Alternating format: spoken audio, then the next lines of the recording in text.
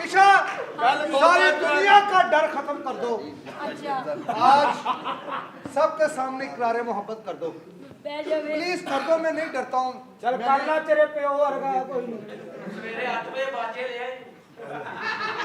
ਅੱਛਾ ਵਾਜਾਂ ਵਾਲਾ ਤਾਂ ਗਰਮੀਆਂ ਨੂੰ ਗੁਜ਼ਾਰਾ ਹੋ ਜਾਂਦਾ ਸਰਦੀਆਂ ਨੂੰ ਦੇਖਣ ਵਾਲੇ ਹੁੰਦੇ ਜਦੋਂ ਠੰਡਾ ਵਾਜਾ ਮੂੰਹ 'ਚ ਪਾਉਣਾ ਪੈਂਦਾ ਕਿੱਦਾਂ ਇਹਨਾਂ ਵਾਸਤੇ ਐਂ ਹੀ ਆ ਜਿਵੇਂ ਫਨੀਅਰ ਸੱਪ ਮੂੰਹ 'ਚ ਪਾਉਣ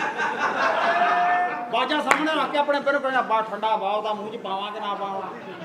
ਉਦੋਂ ਪਿਓ ਦੇ ਮੂੰਹ 'ਚ ਦੰਦ ਵੀ ਕੋਈ ਨਹੀਂ ਦੋ ਕਹਿੰਦਾ ਉੱਠ ਓਏ ਇੱਥੇ ਜਰਾਬ ਲਵੇਟ ਕੇ ਮਾਰਾ ਮੂੰਹ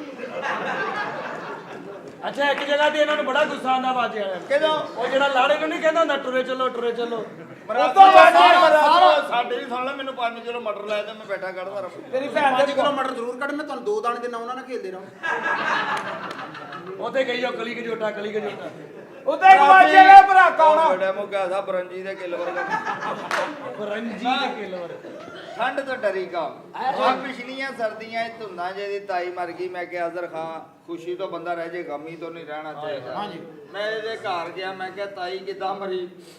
ਮੈਂ ਬਸ ਰਾਤ ਨੂੰ ਗਿੱਲੀਆਂ ਜਰਾਬਾਂ ਪਾ ਬੈਠੀ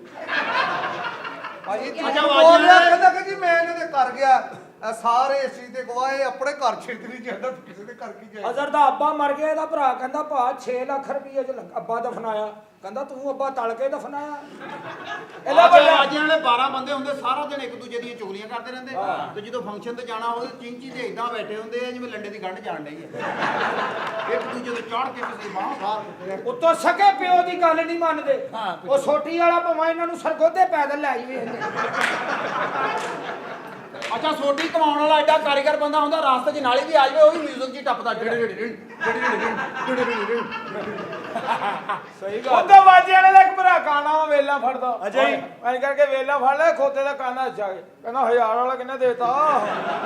ਅੱਛਾ ਵਾਜੇ ਹੁਣ ਕੋਈ ਠੀਕ ਹੋ ਗਏ ਵਾਜੇ ਪੇਸ਼ ਕਰ ਲੈਣਾ ਮੈਨੂੰ ਬੁਲਾ ਲੈਣਾ ਬੱਚਿਓ ਐਡੇ ਭਾਈਆਂ ਨੇ ਆਪਣੇ ਮਾਂ ਦਾ ਨਹੀਂ ਦੱਸਣਾ ਮੈਂ ਇਸ ਨੂਰਾਨੀ ਚ ਨਾ ਝੂਠ ਬੋਲ ਸਕਦਾ ਓਏ ਨੂਰਾਨੀ ਨਹੀਂ ਇਹ ਵਰਾਨੀ ਇਹਦਾ ਅੱਬਾ ਕਹਿੰਦਾ रूहानी चेहरे ना तू अपने मत्थे ते हाला रूहानियत यहाँ से 1000 किलोमीटर दूर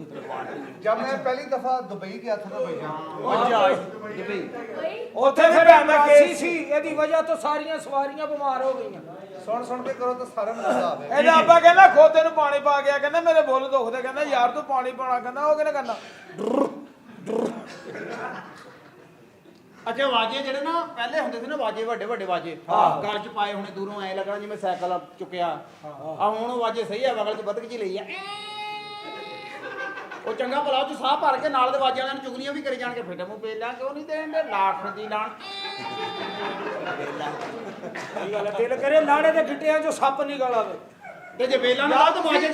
'ਚ ਗਾਲਾਂ ਵੀ ਕੱਢਦੇ ਆ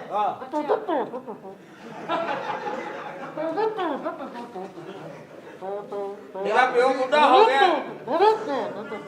एडे मेरे को नुक्स करने अपनी भैन का रिश्ता किधर होर कर ਉਤੋਂ ਵਾਜੇ ਵਾਲੇ ਹਿਸਾਬ ਲੈਦਾ ਕਰਦੇ ਅਸੀਂ ਕੰਮ ਤੋਂ ਹਿਸਾਬ ਕਰ ਆਈਏ ਲੈ ਤੱਕ 1 2 3 4 5 6 7 ਵਾਜੇ ਵਾਲੇ 2 ਗਿੱਠਾਂ 1.5 ਲੱਖ ਹੋ ਗਏ